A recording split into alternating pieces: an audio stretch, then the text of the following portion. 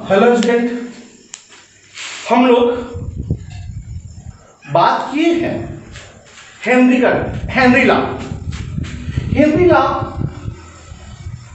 Henry's law बात किए हैं हम लोग। क्या बात किए हैं कि जितना अगर जिस गैस का पार्शियल प्रेशर जितना ही ज्यादा होगा उसका सोल्यूबिलिटी ज्यादा होगा। यानी कि हमने बात किया है कि partial pressure of gas is directly proportional to mole fraction of gas in liquid। आप इसके लिए अब पिछले लेक्चर को आप जरूर देखें तो आपको हेनरी लॉ अच्छी तरह से समझ में आ जाएगा। अब देखिए, अगर हम प्रोपोर्शनल जाते हैं तो हम निकलता है क्या चीज कि पार्शियल प्रेशर ऑफ गैस बराबर KH मोल फ्रैक्शन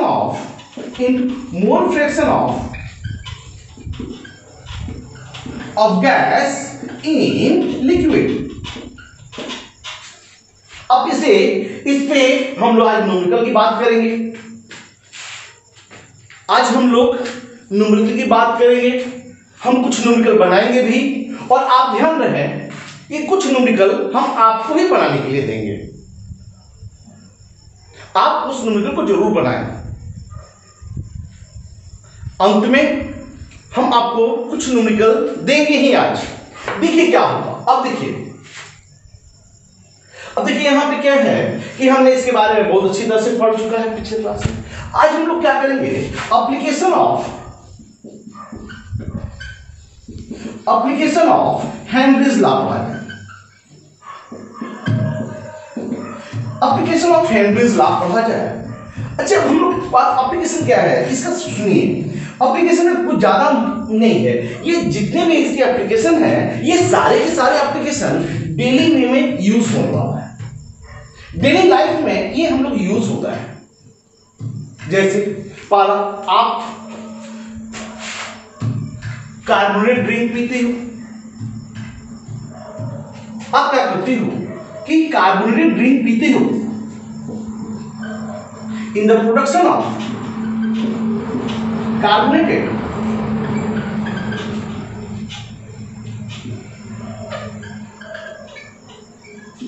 ड्रिंक या बेवरेजेस, आप जानते हो कि आप कोको कोला पीते हो, कोल्ड ड्रिंक पीते हो, पेप्सी पीते हो, अब पेप्सी पीते हो। जैसे पेप्सी का बोतल को आप जैसे ही ओपन करते हो तो यहां से झाग वगैरह निकल जाता है।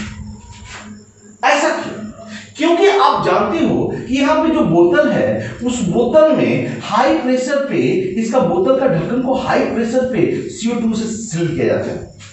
जैसे हाई प्रेशर रहता है तो CO2 गेट डिसॉल्व, लेकिन जैसे आप ओपनर से ओपन करते हो इसके ढक्कन को, ये CO2 बाहर निकलने लगता है, क्योंकि अंदर प्रेशर ज्यादा है और बाहर प्रेशर कम है। तो जैसे बाहर प्रेशर कम है तो गैस तो जानते ही हो कि हाई प्रेशर से लो प्रेशर की ओर जाने लगता है। इसीलिए ये गैस बाहर निकलता है और अपने साथ वाटर भी निकालने लगता है और इसीलिए झाग निकलना शुरू हो जाता है। इसका मतलब कि CO2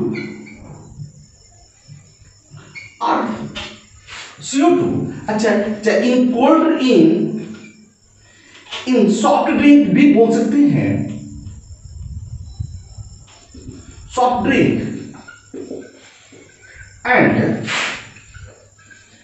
and soda water, in soft drink and soda water CO2 dissolve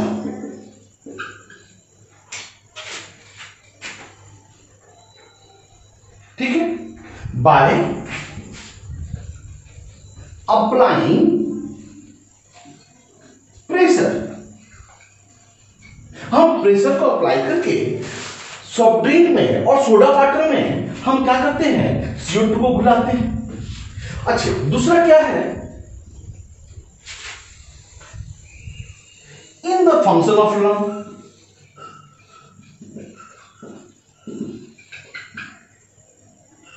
in the function of lung.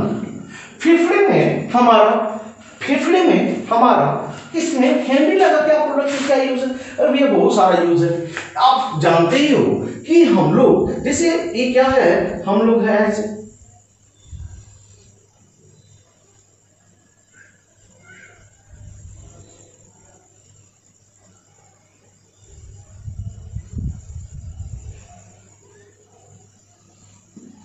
ये हमारा नाक है। अब ये नाक से हमने क्या किया कि सांस लिया, ये सांस लिया हमने, सांस में हमने एयर लिया, ये सांस चला गया,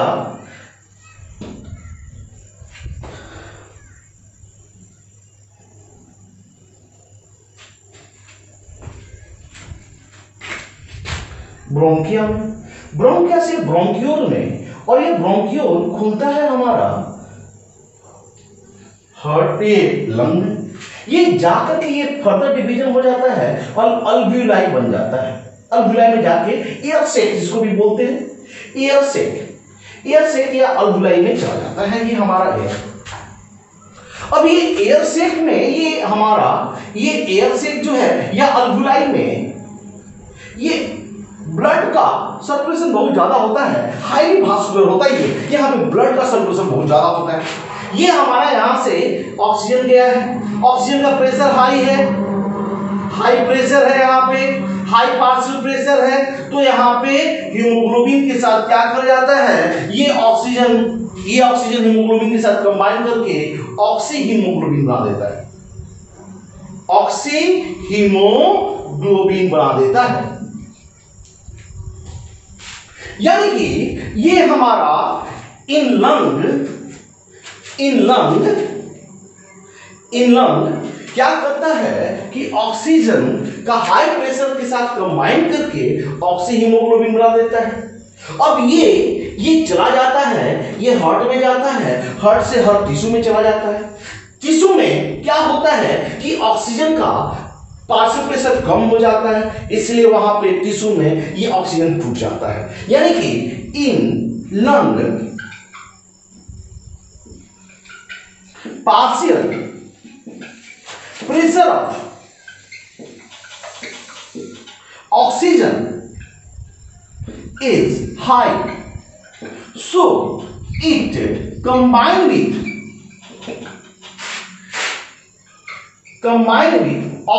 hemoglobin to form oxyhemoglobin.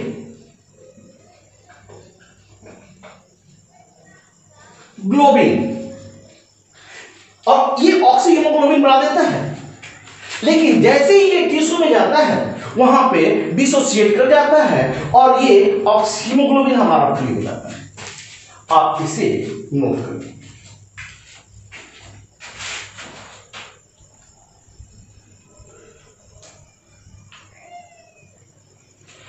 अब देखिए तीसरा आया,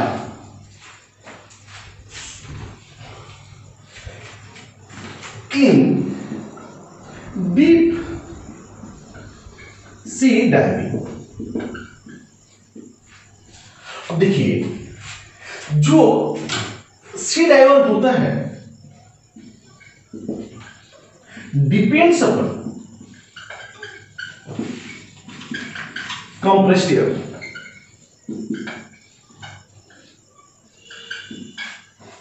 ये कंप्रेस्ड एयर पे डिपेंड करता है।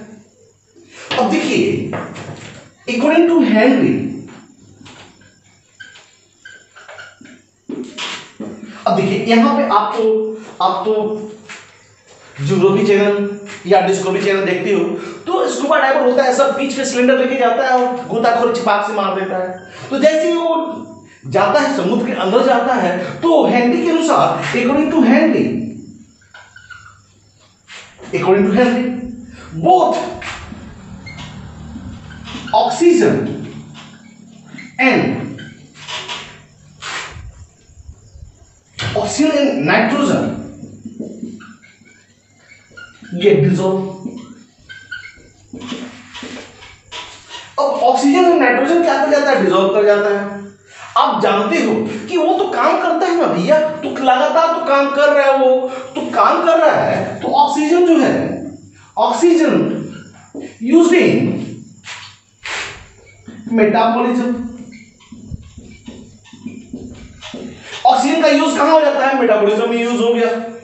लेकिन nitrogen remain present in undissolved, sorry nitrogen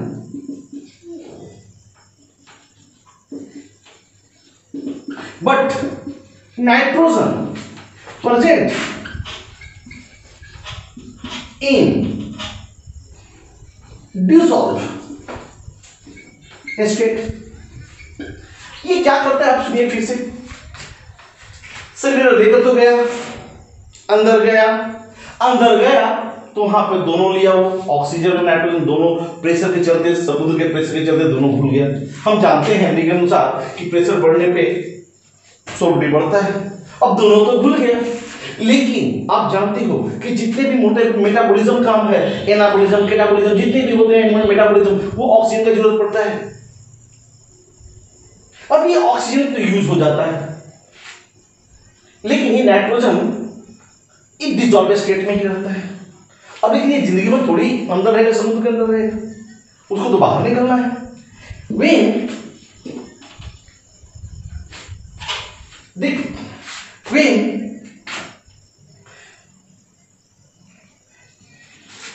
जब ये आते हैं, they come out from the sea। अब ये सी से बाहर निकलते तो क्या होगा भैया, एटमॉस्फेरिक प्रेशर तो घटेगा, उसका प्रेशर तो घटेगा, प्रेशर घटेगा तो क्या होगा, सोलिबिलिटी ऑफ नाइट्रोजन घटेगा कि नहीं घटेगा।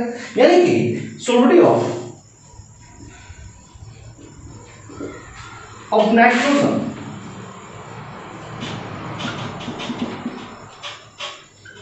डिक्रीजेस, सोलिबिलिटी ऑफ नाइट्रोजन क्या करने लगता है, घट जाता है। And form bubble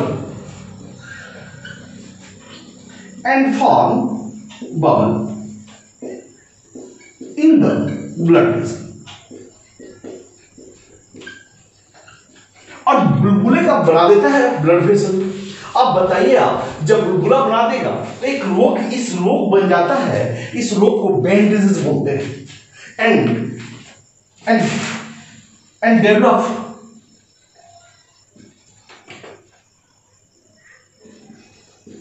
band disease.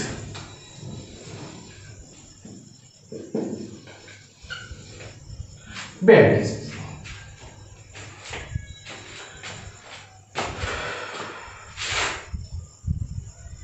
अब बताइए कोई हमेशा समुद्र में जाए और रोग लेकर के आए? नहीं। तो आजकल क्या करते हैं हम लोग, इसको घटाने के लिए, इस प्रॉब्लम से दूर करने के लिए हम कंपोजिशन बना दिए हैं कि आप जो नाइट्रोजन को रिप्लेस कर दिया गया है किसके द्वारा, हीलियम के द्वारा। हमने पिछले क्लास में पढ़े कि नाइट्रोजन से सोलिबिलिटी किसका कम होता है, तो हीलियम का सोलिबिलिटी कम होता है, तो हीलियम का सोलिबिलिटी कम हो जाता है। तो इसीलिए हम नाइट्रोजन को हटा दिए हैं और इसका कंपोजिशन होता है हीलियम 11.7%, नाइट्रोजन 56.2% and oxygen 32.1%। आप इसे लो,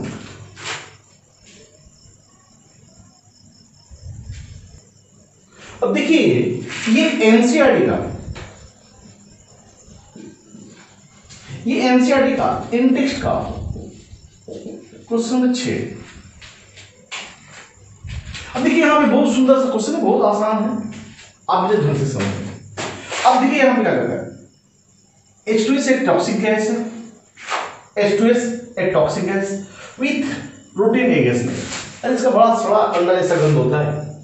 और जब प्रयोगशाला में जाओगे, लैब में जाओगे, तो जब आप साल्ट एनालिसिस करोगे ग्रुप 2 का, ग्रुप 1 का, तो उसमें ग्रुप 2 का, ग्रुप 3 का जब यूज करोगे तो उसमें H2S गैस का जरूरत पड़ता है।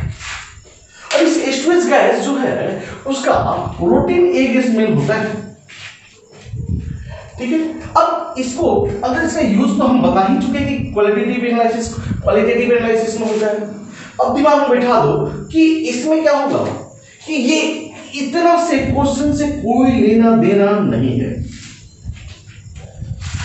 बस यहां पे क्या है, if the solubility of the question main यहां से है, if the solubility of H2S in water and HTP is इतना, सॉल्युबिलिटी दे रहा है और सॉल्युबिलिटी दे रहा है मोलालिटी में, तो बोलता है कैलकुलेट हेनरी ला कांस्टेंट। आप बताइए हेनरी ला कांस्टेंट के लिए तो हमने पिछला क्लास में अभी 10 मिनट पहले ही बात किया है। हेनरी ला कांस्टेंट Kh बराबर partial pressure of gas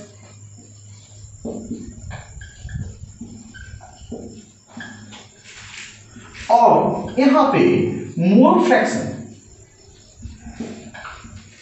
fraction of gas यानी कि H2S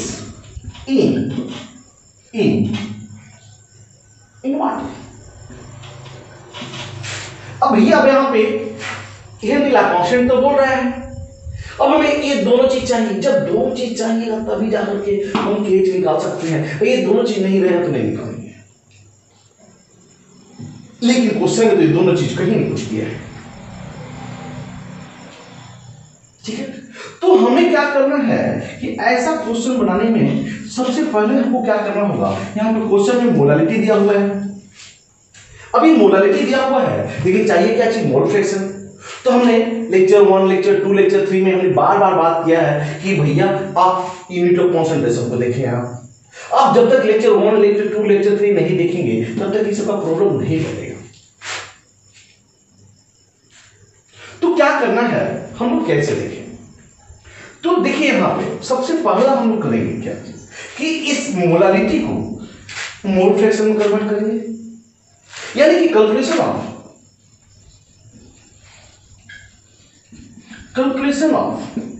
मोल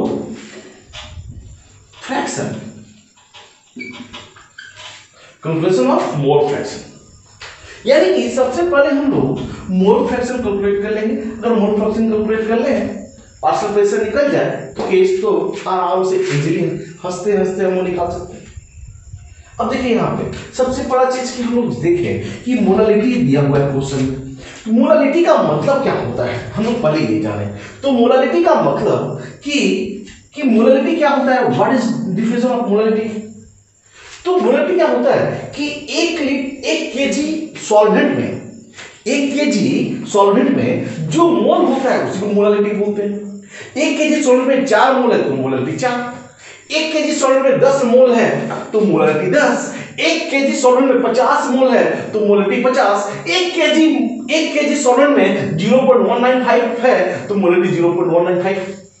सिंपल सा तो यहां पे फंडा है कि जितना मोलालिटी दिया रहेगा उतना मोल होगा 1 केजी सॉल्वेंट पे, और यहां पे सॉल्वेंट के रूप में क्या है, वाटर है। यानी कि आपको आराम से दे दिया 0.195 m means 0. H2S means 0.195 m H2S present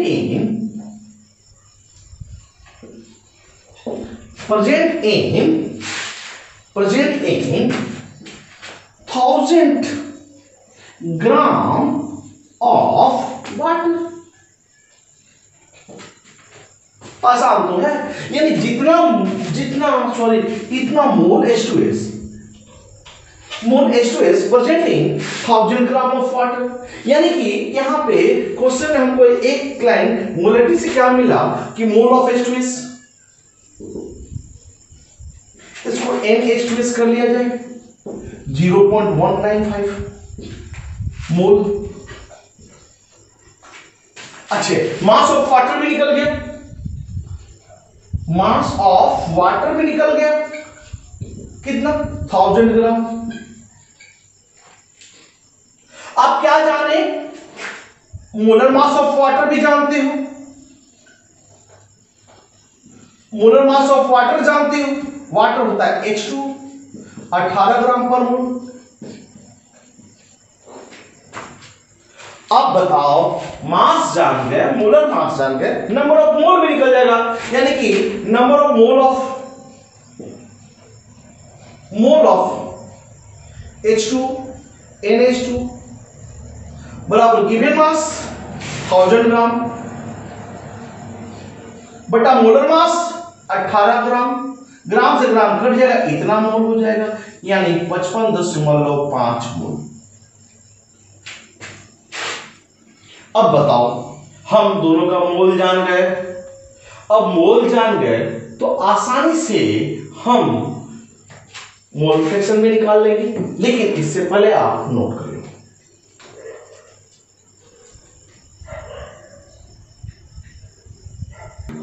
अब देखिए यहां पे क्या है, आपको दोनों का एक क्वेश्चन है। अब देखिए यहां पे क्या है कि मोल फ्रैक्शन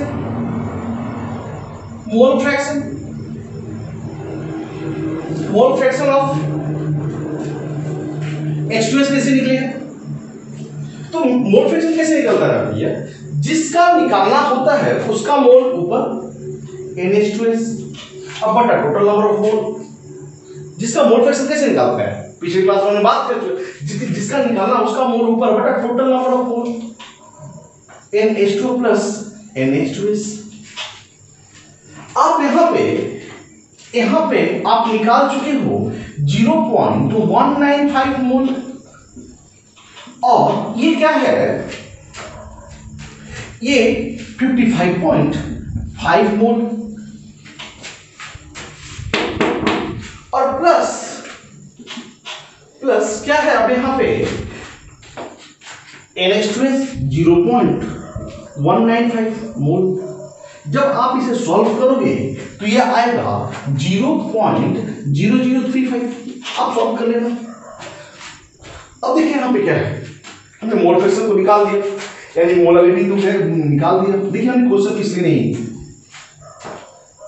हटाया कि देखिए यहां पे क्या है कि मोल फ्रैक्शन निकाल दिया, लेकिन हमको केच निकालने के लिए पार्शियल प्रेशर भी चाहिए, और पार्शियल प्रेशर इस क्वेश्चन में कहीं नहीं डाला है। लेकिन आपसे हमें क्वेश्चन में कह रहा है क्या कि the solubility of H2S in water at STP।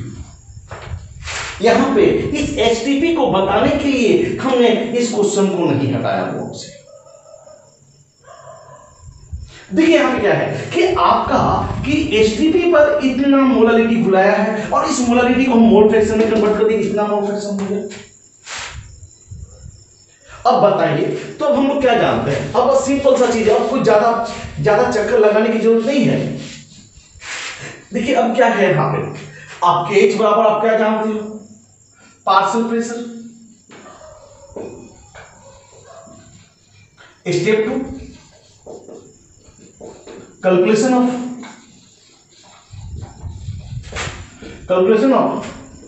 Of KH, सीधे निकल जाए। तो कैलकुलेशन ऑफ केज यानी हेनरी लॉ कांस्टेंट,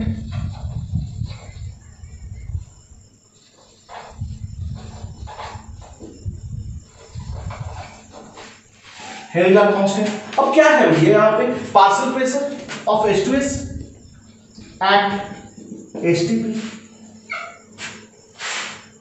और divided by mole fraction of H2S in water. अब क्या है यहां पे, पार्शियल प्रेशर तो आप केज तो जानते हो, केज तो आप जानते हो, केज निकालना है हमें, पार्शियल प्रेशर एट STP। अब देखिए यहां पे आपका आंसर डिपेंड करता है किस पे, अगर आपका आंसर ATM में दिया हुआ है तो वहां पे पार्शियल प्रेशर 1 ATM देंगे। अगर आपका पार्शियल प्रेशर बार में, अगर केज का वैल्यू बार में दिया हुआ है तो यहां पे STP बार में देंगे। अगर हम बार में देते हैं तो 0.987 बार,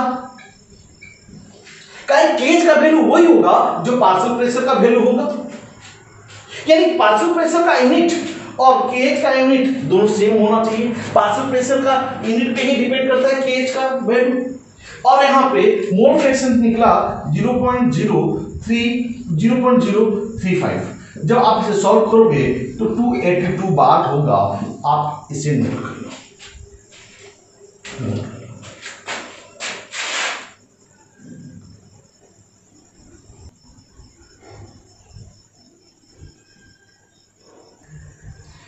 अब देखिए ये एनसीईआरटी का क्वेश्चन नंबर 7 इन टेक्स्ट है। बहुत आसान सा क्वेश्चन है यार। देखिए यहां पे क्या है कि Henry law constant of CO2 in water दे रहा है, यानी केएच का वैल्यू आपका दे दिया 1.67 into 10⁸ PA। Henry law constant of CO2 in water, Henry law constant of CO2 in water दे रहा है 1.67 इंटू 10⁸ PA 8298 केल्विन। अब इसके बाद बोल रहा है calculate the quantity of CO2, यानी CO2 जो है ये केएच का वैल्यू दे दिया।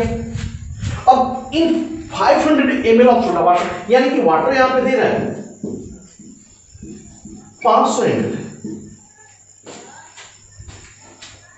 ये 500 ml सोडा वाटर है, तो बोलता है इसमें हमको कितना CO2 घुलेगा। आप तो जानते हो कि जितना प्रेशर लगाएंगे उतना घुलेगा, पार्शियल प्रेशर जितना ज्यादा होगा उतना घुलेगा। और हाँ, यहाँ पे पार्शियल प्रेशर भी दे रहा है, या व्हेन ब्रेक्स अंडर प्रेशर, यानी इसका पार्शियल प्रेशर भी तो दे दिया, पार्शियल प्रेशर दे दिया 2.5 atm।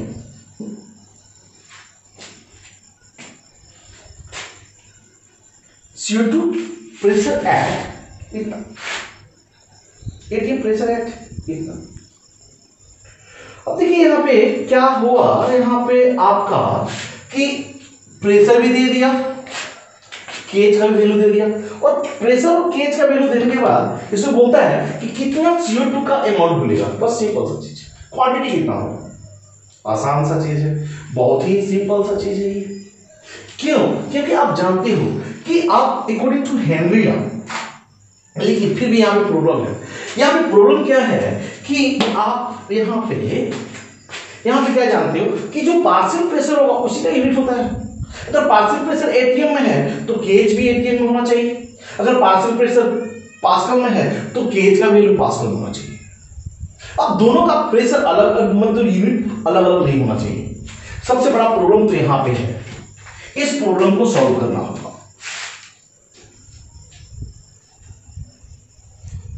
इस प्रॉब्लम को आप सॉल्व नहीं कीजिएगा तो फिर आपसे न्यूमेरिकल आगे बढ़ने वाला नहीं है। तो कैसे? तो ये दोनों में क्या रिलेशन है? तो रिलेशन बाबू यहां पे ये है कि एक एटीएम बराबर होता है 101 325 पास्कल, या ऐसे कर दे 1.0135 गुने 10 की पावर 5 पास्कल। सिंपल सा चीज, यानी कि 101 325 पास्कल करो या 1.0135 का इंटीग्रेट करोगे, इस 1 को लाओगे तो 10 की पावर 5 हो जाएगा, 10 की पावर 5 कट जाएगा। अब बताओ यहां पे एक एटीएम बराबर इतना, तो 2.5 एटीएम बराबर कितना होगा? ऐसे भी निकाल सकते हैं, या हम कैसे कर सकते हैं 2.5 एटीएम बराबर, यानी कि कितना पास्कल, इससे मल्टीप्लाई कर देंगे, सीधे सिंपल चीज।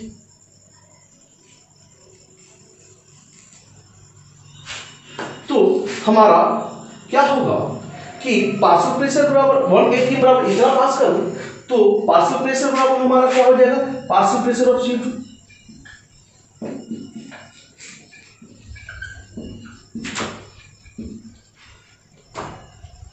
पार्शियल प्रेशर ऑफ CO2 बराबर क्या हो जाएगा, यानी कि 2.5 इंटू 1.01325 इंटू 10 की power 5 pascal.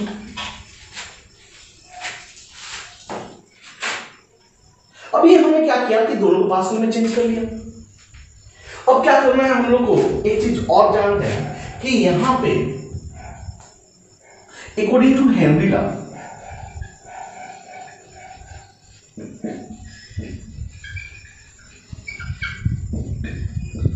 According to Henry law आप क्या जानते हो?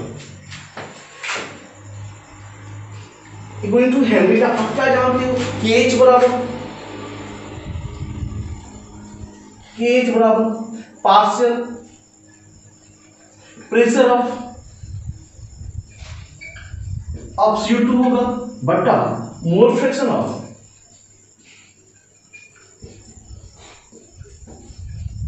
CO2 in what. अब देखिए यहां पे क्या किया कि पार्शियल प्रेशर दे रहा है, KH का वैल्यू दे रहा है और हमें CO2 का क्वांटिटी पूछ रहा है, लेकिन CO2 का क्वांटिटी थोड़ी निकलेगा यहां पे तो निकलेगा क्या चीज, मोल fraction of CO2 in water. यानी कि सबसे पहला हमको क्या करना होगा, यहाँ पे कुछ ज्यादा चक्कर नहीं है लगाने के लिए, हमें क्या करना पड़ेगा, सबसे पहले मोल फ्रैक्शन निकालना पड़ेगा। सबसे पहले क्या निकालना पड़ेगा, मोल फ्रैक्शन। यानी स्टेप 1 में किया जाए, स्टेप 1 में कैलकुलेशन ऑफ मोल फ्रैक्शन। देखिए यहां पे सबसे पहले हमने क्या किया कि देखिए KH का वैल्यू दे रहा है, KH का वैल्यू पास्कल में दे रहा है, लेकिन पार्शियल प्रेशर ATM में दे रहा है। हमने क्या किया कि दोनों को एक कर दिया, दोनों या तो दोनों को ATM कर सकते हैं या तो दोनों को पास्कल में कर सकते हैं। उसके लिए क्या रिलेशन है कि एक ATM बराबर 101 325 पास्कल। तो बताओ एक ATM बराबर कितना, तो 2.5 ATM बराबर कितना पास्कल होगा, हम लोग मल्टीप्लाई कर देंगे। अब हमारे यहां पे क्या है कि mole fraction, calculation of mole fraction of CO2 निकालना। तो मोल फ्रैक्शन ऑफ CO2 कैसे निकालेंगे, तो आपके उसके लिए क्या करेंगे, मोल fraction of CO2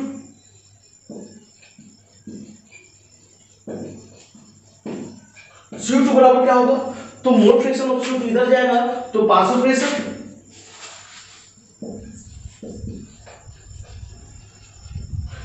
pressure of CO2 divided by KH। अब partial pressure of CO2 already निकाल चुके हैं, कितना, तो हमारा निकल चुका है partial pressure of CO2 2.5 into 1.01 325 गुने 10 के power 5 PA divided by 1.67 into 10 के पावर 8 P। अगर हम इसको डिवाइड करेंगे तो ये बराबर हमारा आएगा 1.52 इंटू 10 के पावर -3। आप इसे नोट कर लो।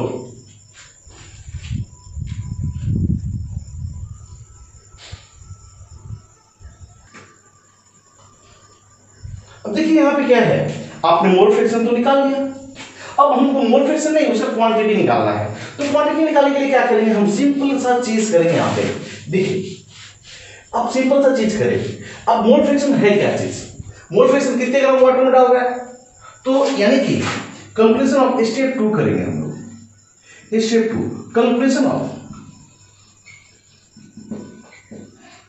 Of number of mole of CO2। यहां पे मोल फ्रैक्शन ऑफ CO2 दे रहा है,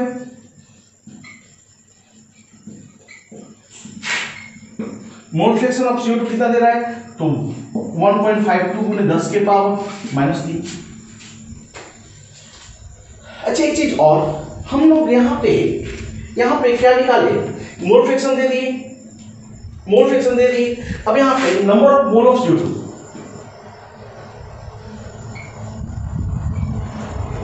NCO2 कितना हो जाएगा, उसको हम NCO2 बराबर यही तो निकालना है। अच्छा ये कितना में घुला रहा है, तो 500 में घुला रहा है। कितने में घुला रहा है ये, तो 500 में घुला रहा है, हमको देख रहा है यहां पे, तो 500 में घुला रहा है, तो मास ऑफ वाटर दे रहा है। मास ऑफ वाटर कितना है, 500। अच्छा यहां पे 500 वॉल्यूम है, वॉल्यूम वाटर 500 ml है। अब यहां पे जानते हो डेंसिटी ऑफ वाटर होता है 1 ग्राम पर एम। आप जानते हो वॉल्यूम जानते हो, डेंसिटी जानते हो, तो मास तो निकल जाएगा। यानी कि जितना एक चीज जान जाइए कि जितना उसका वॉल्यूम होता है वही उसका मास होता है वाटर के लिए, क्योंकि उसका डेंसिटी कितना होता है 1 होता है। यानी मास ऑफ वाटर बराबर 500 ग्राम। अब मास ऑफ वाटर जानते हैं हम 500 ग्राम दिया हुआ है। अब देखिए एक चीज और, मास ऑफ वाटर 500 ग्राम दे दिया है। अच्छा, मोलर मास ऑफ वाटर जानते हैं हम लोग,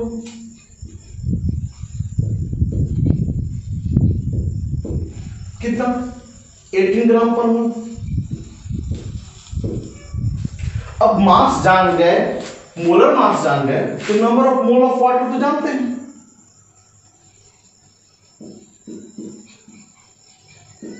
NH2 मास कितना है 500 ग्राम।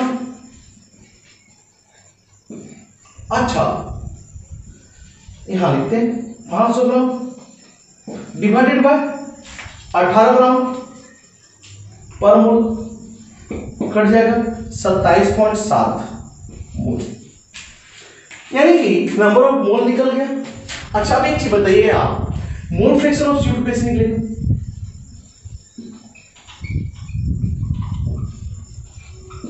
हमने कैसे निकालता मोल फ्रैक्शन ऑफ CO2? जिसका निकालना है उसका मोल NCO2 by total number of mole. अब मोल फ्रैक्शन कितना निकला है? तो 1.52 इंटू 10⁻³ बराबर NCO2 bye NCO2 plus NH2। चूंकि यहां पे मोल फ्रैक्शन बहुत कम है, इसीलिए NCO2 can be neglected. NCO2 को हम लोग नेग्लेक्ट कर सकते हैं। दिमाग में बैठा लो, क्योंकि इसका मोल फ्रैक्शन बहुत कम है। मोल फ्रैक्शन तभी कम होगा जब number of mole of CO2 क्या होगा, बहुत कम होगा। और number of mole of CO2 जब बहुत कम होगा तो हम लोग ये क्या कर सकते हैं, जोड़ और घटाव में, केवल जोड़ और घटाव में उसको नेग्लेक्ट कर सकते हैं, न तो डिवाइड में न तो मल्टीप्लाई में हम लोग नेग्लेक्ट नहीं कर सकते हैं। यानी इस CO2 को नेग्लेक्ट नहीं कर सकते हो। जब भी नेग्लेक्ट करोगे तो इस CO2 को नेग्लेक्ट करोगे क्योंकि एडिशन में है, जोड़। आप इसे नोट करो।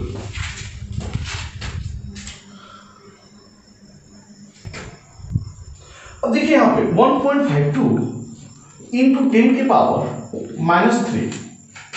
बराबर NCO2 डिवाइडेड बाय NH2।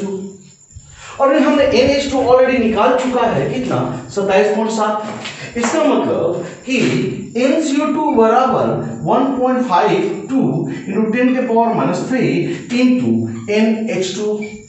अब ये NCO2 बराबर 1.52 इंटू 10⁻³ इंटू 27.7। जब इसको हम 27.7 मोल, जब हम इसे मल्टीप्लाई करेंगे तो 0.0421 मोल आएगा। अब देखिए यहां पे NCO2 तो नंबर ऑफ मोल निकला। अब हम क्या जानते हैं, mass of 1 mole, mass of 1 मोल बराबर होता है 44 ग्राम।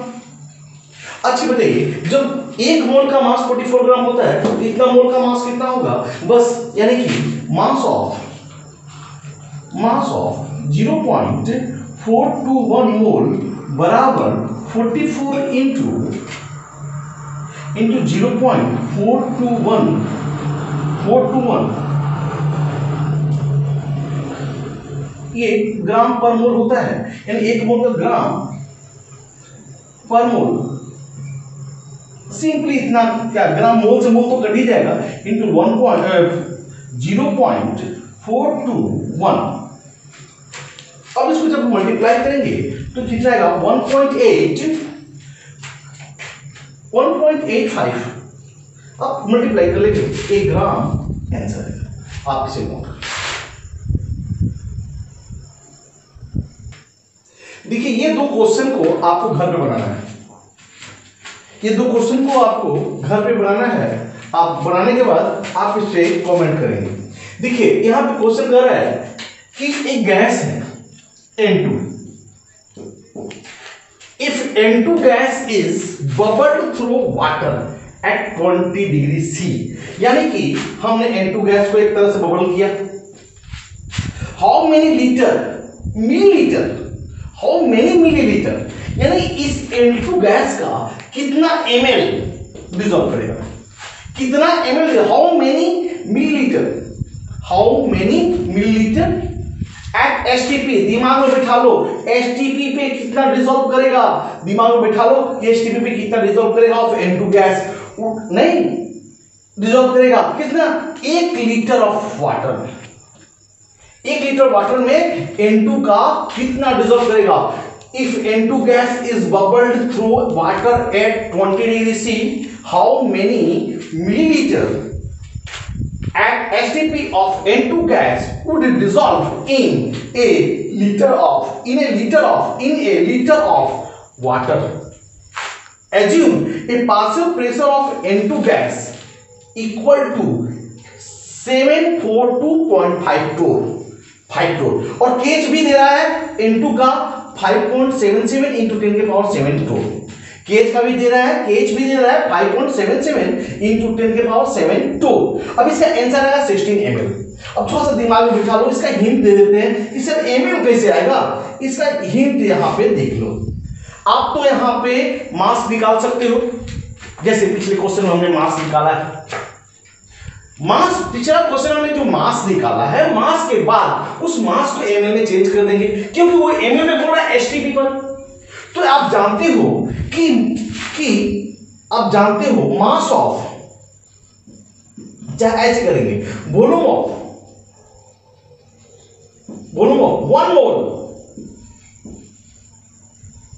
1 mole of gas at STP बराबर होता है 22,400 ml, यानी कि एक मोल गैस का एसटीपी वॉल्यूम 22,400 ml होता है। यानी कि इस क्वेश्चन में पिछले क्वेश्चन की तरह नंबर ऑफ मोल निकालेंगे। अब वो नंबर ऑफ मोल निकालने के बाद हमने मास निकाल दिया था मोलर मास से गुना करके। अब यहाँ पे मास में निकालेंगे, हम जानते हैं 1 मोल का वॉल्यूम इतना ml होता है, तो जितना मोल निकलेगा, अगर 5 मोल निकलेगा तो 5 मोल को इतना से क्या करेंगे, मल्टीप्लाई कर देंगे, तो ml में निकल जाएगा। ठीक उसी तरह से ये क्वेश्चन है कि if N2 gas is bubbled through water, यानी कि ये क्वेश्चन जो था, ये क्वेश्चन ठीक पिछले क्वेश्चन के जैसा है, लेकिन थोड़ा सा लास्ट में चेंज हो जाएगा। वहां पे मोलर मास से गुना कर दिए थे तो हमारा अमाउंट निकलेगा था, अब हम उसको 22,400 ml से गुना कर देंगे तो उसका मोलर वॉल्यूम निकल जाएगा। अब देखिए यहाँ पे if N2 gas is bubbled through water at 293 kelvin, at 293 kelvin, यानी कि if N2 gas is bubbled through water at 293 Kelvin, how many milliliter of N2, how many mole, अब वहां पे बाबूरे मोल पूछ रहा है यहाँ पे, यानी मोल तक ही निकाल के रख देंगे, how many millimole of N2 gas would dissolve, mole निकलेगा उसको मिलीमोल में कन्वर्ट कर देंगे, डिसॉल्व इन ए लीटर, यहां पे भी 1 लीटर में निकालना था और यहां पे भी इन ए लीटर ऑफ वाटर, एक लीटर में दोनों निकालना है। अब 1 लीटर का तुम लोग तो बाबू मोलर मास तो जानती हो। Assume that N2 exert a partial pressure of कितना 0.987 bar, given that there I KH का वैल्यू 76.48 किलो बार एट 293, यानी कि ये दोनों क्वेश्चन हम समझते हैं कि अब आपसे बन जाएगा, आप इसे नोट कर लो।